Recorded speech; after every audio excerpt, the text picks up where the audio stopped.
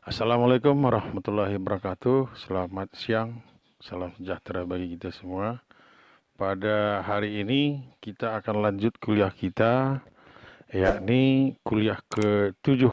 Eh, Terkait kepada topik kita hari ini yang merupakan lanjutan dari yang lalu, sekarang kita masuk ke tinjauan pustaka. Dalam perumusan tinjauan pustaka ini pada umumnya tidak sama dengan daftar pustaka. Kalau daftar pustaka biasanya di belakang, ya, anak-anak. Kemudian saudara-saudara semua, bahwa tinjauan pustaka itu adalah suatu ulasan tentang buku atau hasil penelitian yang berkaitan dengan masalah yang akan kita teliti. Kemudian isi tinjauan pustaka ini merupakan deskripsi dari buku, ya. Buku ini tentu ada siapa penulisnya, apa judulnya, cetakan keberapa, edisi keberapa misalnya, kemudian berisi lagi impresum, kemudian jumlah halaman, ya. Kemudian uraian singkat isi buku. Ini harus dibuat dalam tinjauan pustaka. Kemudian ulasan yang berkaitan dengan isi, lalu berkaitan dengan bahasa yang digunakan, sistematika dan jenis kertas, perwajahan dan seterusnya, ini akan dimuat dalam namanya footnote, ya. Perumusan metode penelitian, uraian berbentuk esai memuat antara lain metode penelitian, tipologi penelitiannya, jenis data, alat pengumpulan data, jenis sumber sekundernya dari mana, metode analisis datanya, lalu bagaimana bentuk laporan penelitian. Jadi kita urai dari awal metode penelitian. Metode penelitian dalam ilmu hukum itu kan kita kenal ada yang penelitian hukum normatif katanya. Sebenarnya kalau normatif udah hukum. Tapi kebiasaan ini tetap menggunakan kata-kata itu, penelitian hukum normatif, penelitian hukum empirik katanya.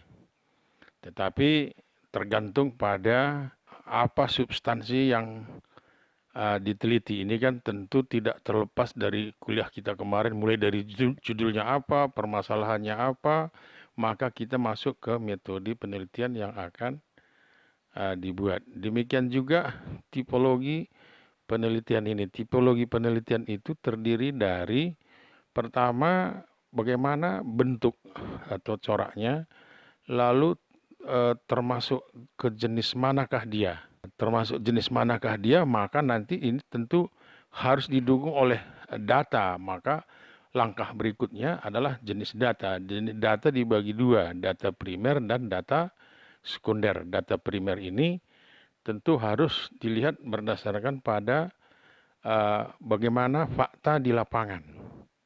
Maka biasanya kalau data primer itu langsung kita ambil dari kehidupan sosial masyarakat. Nah, itu untuk data primer. Sedangkan data sekunder itu bisa berupa laporan statistik, misalnya dari kantor-kantor pemerintahan, itu untuk data yang sekunder. Kemudian di dalam penelitian hukum ada lagi yang namanya bahan hukum primer. Itu berbeda dengan data primer.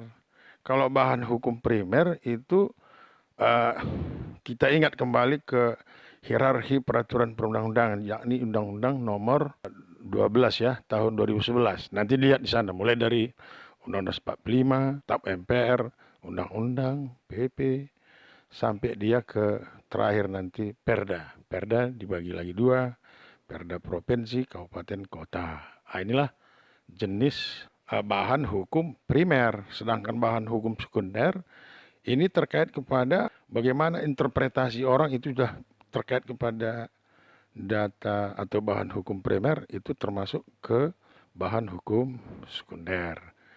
Kemudian ada lagi bahan hukum tersier, antara lain misalnya kamus-kamus hukum, ensiklopedi. Nah, ini termasuk bahan hukum tersier. Kemudian alat pengumpulan data. Alat pengumpulan data biasanya ada kuesioner, kemudian studi dokumen, Ini bisa dijadikan sebagai alat pengumpulan data. Kemudian ada lagi berupa wawancara, ya. Itu adalah alat. Jadi alat dalam wawancara adalah pedoman wawancara. Sedangkan wawancara itu adalah proses. Maka di sini alat yang kita gunakan adalah berupa pedoman wawancara. Kemudian jenis sumber sekunder ini artinya yang terdiri dari bahan hukum sekunder tadi sebenarnya. Kemudian metode analis data ini ada dua, yakni deskriptif dan preskriptif. Lalu dalam konteks analisis dibagi lagi dua atas induksi dan deduksi.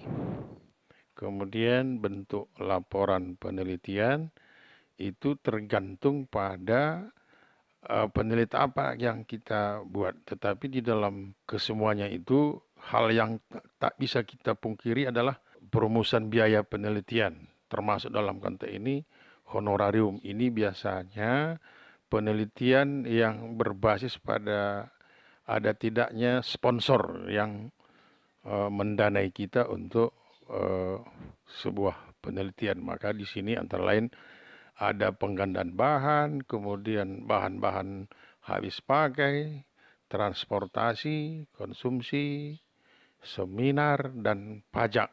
Pajak ini tetap dikenakan kepada siapa saja yang melakukan penelitian yang dibiayai oleh sponsor, ya. Sponsor ini bisa negara, bisa swasta, dan lain-lain. Saya kira demikian terkait kepada biaya penelitian. Kemudian langkah-langkah penelitian hukum. Dalam langkah-langkah penelitian hukum ini, itu ada dua hal yang harus kita perhatikan. Pertama, kebutuhan praktis dan kebutuhan kajian akademis. Kebutuhan praktis ini tentu diperlukan untuk kalangan praktisi hukum, mulai dari aparat penegak hukum, kepolisian, kejaksaan, hakim, pengacara. Itu antara lain untuk kebutuhan praktis. Dan ada untuk kebutuhan kajian akademis. Kalau kajian akademis tentu sesuai dengan keadaan di masing-masing instansi, ya. Jangan Anda kira kalau kajian akademis hanya untuk kalangan perguruan tinggi. Tidak. Kajian akademis ini meluas dia. Artinya bisa dari instansi pemerintah meminta, misalnya tolong dibuatkan kajian akademis misalnya. Berarti kita harus mampu menjelaskan secara akademik bagaimana sebuah karya penelitian itu kita lakukan mulai dari awal sampai akhir, yakni soal biaya tadi. Maka dalam langkah-langkah penelitian hukum kita harus pertama mampu mengidentifikasi fakta hukum dan mengeliminir hal-hal yang tak relevan untuk menetapkan isu hukum yang akan dipecahkan. Jadi dari yang konteks pertama ini, apa itu fakta hukum? Fakta hukum ini adalah fakta yang terkait kepada setiap peristiwa hukum yang muncul dalam kehidupan sosial di masyarakat. Lalu secara norma, apakah peristiwa yang muncul dalam kehidupan sosial itu ada akibat hukumnya atau tidak? Yang ada akibat hukumnya itulah fakta hukum, ya. Ya, jadi dalam konteks mengidentifikasi fakta hukum, dan kita harus mampu mengeliminir hal-hal yang tak relevan, ya, yang mana masuk kategori isu hukum atau tidak, seperti peristiwa kehidupan sosial. Tidak semua peristiwa dalam kehidupan sosial ini adalah peristiwa hukum. Jadi oleh karena itu kita harus mampu mengeliminir mana yang tak relevan dengan isu hukum yang akan dipecahkan, mana yang relevan. Jadi dalam konteks ini kita harus bisa mengidentifikasinya, ya. Kemudian mengumpulkan bahan-bahan hukum dan bahan-bahan non-hukum. Apa tujuan? Tujuan karena kita harus dalam penelitian hukum tanpa bahan kan nggak mungkin. Jadi harus sebelum kita melakukan sebuah kajian, kita harus bisa mengumpulkan bahan-bahan hukum walaupun tidak lengkap, karena bisa dilengkapi pada waktu proses penelitian sudah berlangsung. Dan demikian juga bahan-bahan non-hukum. Non-hukum ini misalnya, kita ingin meneliti tentang tingkat kejahatan di Kota Medan. Kan paling tidak berapa angka kejahatan, berapa kejahatan ini kan banyak, ya. Jadi kejahatan di sektor seksualitas, kejahatan anak-anak, kejahatan orang tua, kemudian sampai kepada pembunuhan dibagi lagi, ada perencanaan atau tidak. Ini kan data sebenarnya bahan non-hukum, tapi bisa kita jadikan sebagai tolok ukur untuk menyatakan apa statement kita terhadap angka-angka non-hukum ini tadi. Karena angka-angka dalam penelitian hukum sebenarnya tidak begitu penting, tetapi bisa menjadi bahan pendukung untuk menggambarkan suatu realita atau fakta hukum di kehidupan sosial. Kemudian ketiga, melakukan telah atas isu hukum yang diajukan berdasarkan bahan-bahan yang telah dikumpulkan. Sebenarnya bahan-bahan yang ada itu harus mengacu kepada tesis statement awal, ya.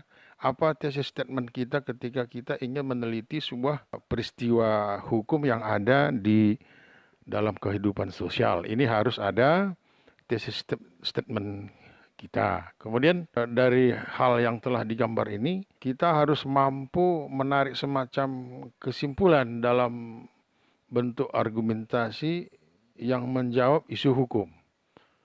Kesimpulan dalam tanda petik, bukan kesimpulan dalam keseluruhan, tetapi atas adanya fakta hukum, kemudian ada dasar kita untuk menelaah lebih lanjut terkait kepada isu hukumnya yang kita munculkan, mungkin atas adanya bahan-bahan hukum tadi, maupun di luar bahan-bahan hukum, mungkin evaluasi kita atas sebuah peristiwa. Lalu dari peristiwa hukum itu kita mampu menarik sebuah kesimpulan dalam bentuk argumentasi, tetapi kita bisa memberi jawaban atas isu hukum yang muncul, ya. Kemudian kita memberikan preskripsi berdasarkan argumentasi yang telah dibangun di dalam sebuah kesimpulan. Ini terakhir nanti, karena ilmu hukum itu, penelitian hukum itu sifatnya adalah preskriptif, ya, bisa menjelaskan berdasarkan pada aturan norma yang berlaku. Berbeda sedikit dengan penelitian yang empirik. Kalau empirik itu sifatnya adalah deskriptif. Deskriptif artinya antara norma yang ada dengan perilaku sosial yang muncul itu ada korelasinya. Di sini sering digunakan kata hipotesa kalau dia sifat deskriptif. Tetapi deskriptifnya penelitian hukum oleh kalangan hukum itu sendiri jarang menggunakan sebuah hipotesa. Dia lebih cenderung membuat asumsi. Inilah letak perbedaan antara penelitian hukum yang walaupun dia empirik, ya, dengan yang normatif tentu sangat jauh berbeda. Tetapi kita dalam penelitian hukum jarang menggunakan hipotesa, karena dalam penelitian hukum yang kita teliti adalah norma satu dengan norma yang lain. Adakah titik singgungnya? Kalau tidak ada, di mana letak ketimpangan? Berbeda dengan penelitian empirik yang dilakukan di kalangan ilmu-ilmu yang lain, misalnya ekonomi, ya. Ekonomi memandang bahwa variabel bebas ini dengan variabel tergantung, sebagaimana pada kuliah yang lalu sudah kita berikan, dia tetap ada semacam korelasi antara duanya, apakah ini mendukung atau tidak. Lalu diuji berdasarkan pada teori-teori yang diambil.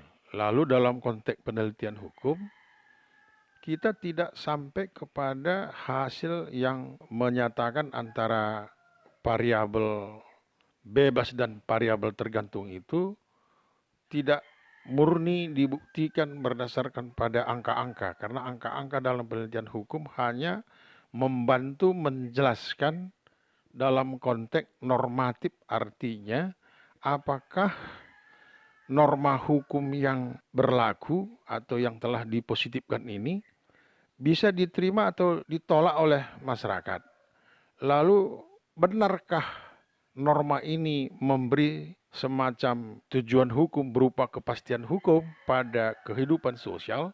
Ini kan melihat pada rumusan norma yang ada, lalu norma yang ada ini bisakah memberi semacam jaminan atas kepastian norma ini dilaksanakan oleh elemen masyarakat, kan begitu.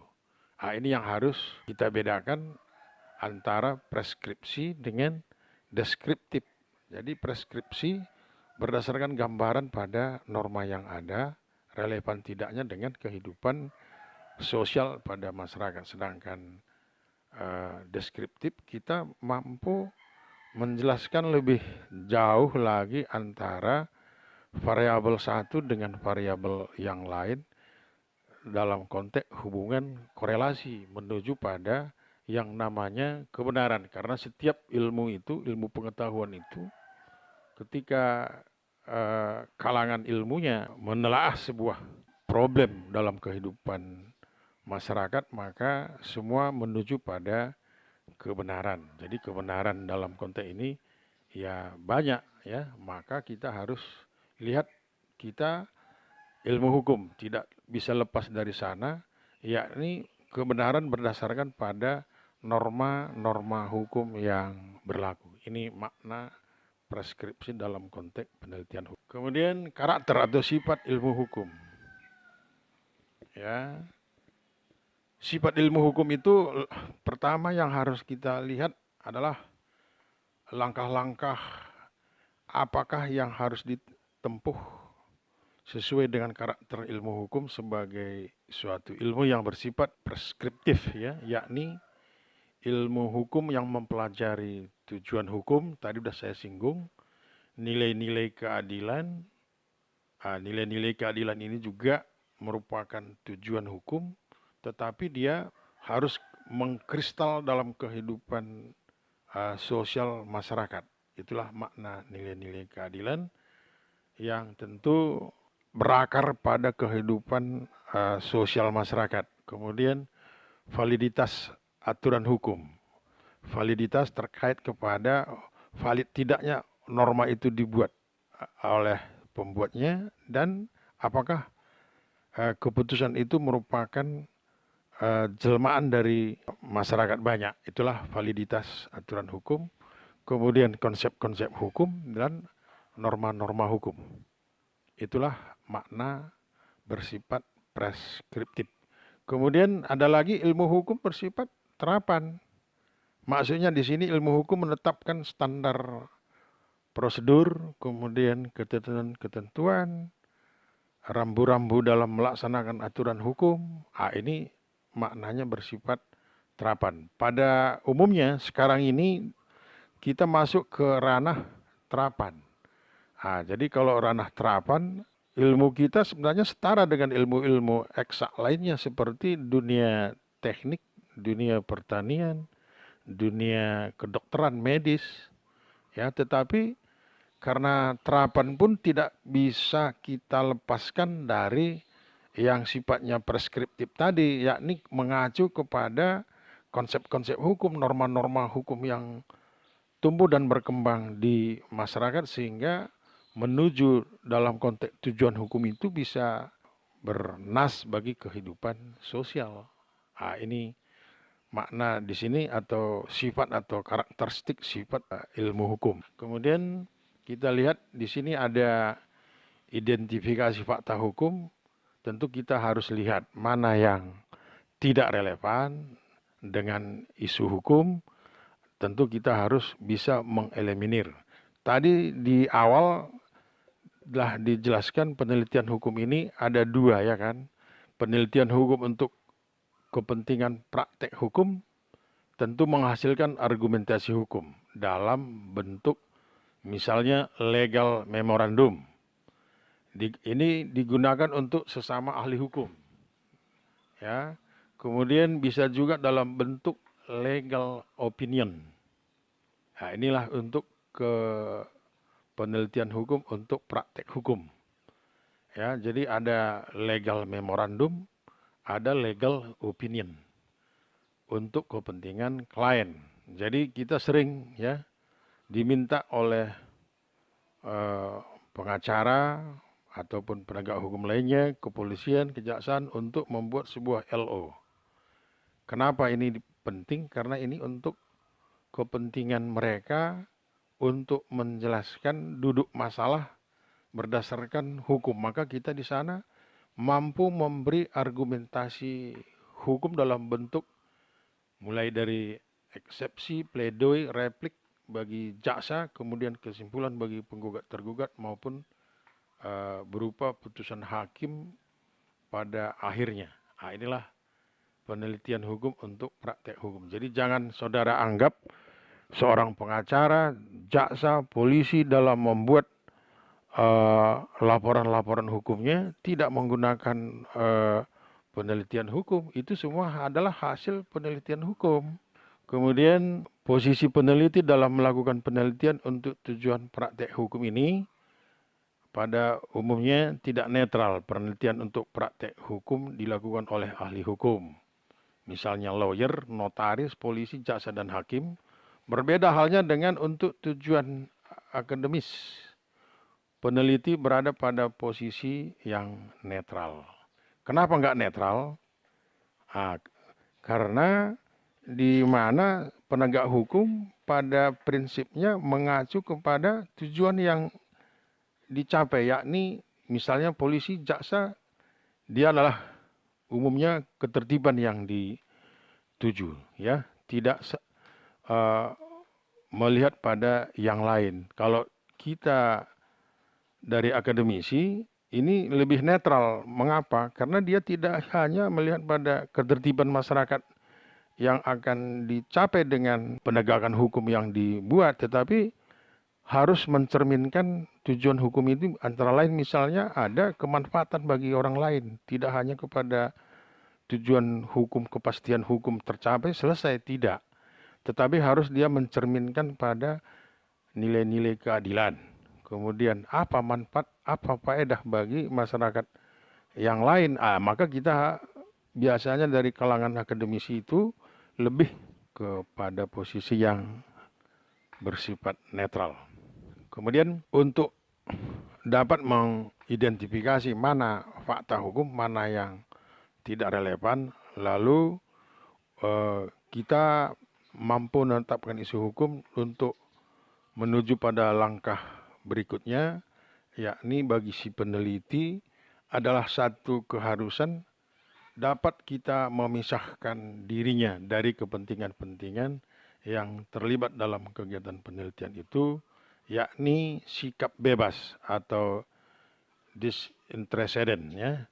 Kalau ada kepentingan kita terkait kepada sebuah penelitian itu, berarti kita hasil penelitian itu akan menjadikan bias. Oleh karena itu kita harus berada pada posisi netral. Inilah salah satu kajian dari identifikasi fakta hukum yang harus kita mampu membuat sebuah isu hukum dalam konteks dalam perumusan masalah hukum sehingga pada akhirnya penelitian hukum ini bisa berfaedah, bisa bermanfaat bagi kita sendiri maupun orang lain yang akan menerima dan atau bermanfaat bagi orang banyak. Demikian ya perjumpaan kita pada kuliah ke-7 ini. Lalu sama seperti kuliah sebelumnya juga, kami harapkan Anda membuat resume ya dari hasil pertemuan kita kali ini dan harus Anda rujuk buku-buku juga, jangan hanya apa yang saya ceritakan itu juga kau buat di situ tanpa ada rujukan kalian. Berarti Anda tak mau baca buku eh, pustakanya kan begitu, ya. Jadi saya kira demikian.